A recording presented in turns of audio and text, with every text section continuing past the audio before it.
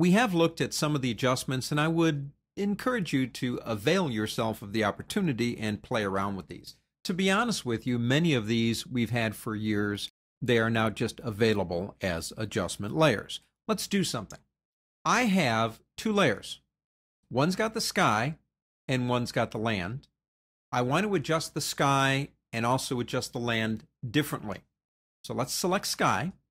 Let's go into our adjustment layer button here, half moon, and go into vibrance. Let's make the sky more vibrant.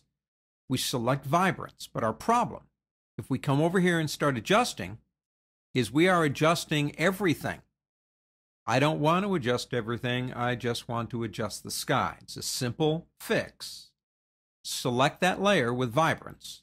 Click this button right here, which creates a clipping group. Now watch this layer down here change.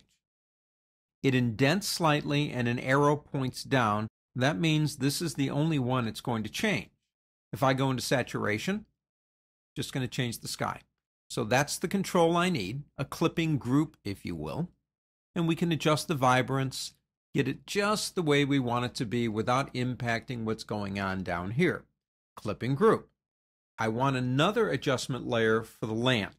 Let's go down to land. This time we'll choose something else. We'll use levels. The levels adjustment layer, we actually did something like this very similar a couple of lessons ago in this set. I'm going to go into RGB here and I'm going to start playing around with these sliders based on my information. And what I'm trying to do is increase the contrast and the color at the same time using levels.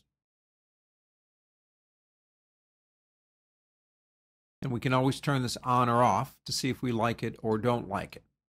It is not necessary to clip this one to this because there's nothing else underneath it. However, if you wanted to, you could. You could select it and then click that same button up here.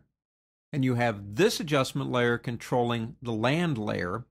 And you have this adjustment layer controlling the sky. You can have as many layers as you want. You can have as many adjustment layers as you want within practicality, up to 8,000 layers, so that's more than anybody needs. And each adjustment, using a clipping group, can be used to control that individual piece of the image, using adjustment layers with clipping groups. In the next lesson, we'll look at how we can do the same thing using a mask without breaking the image apart.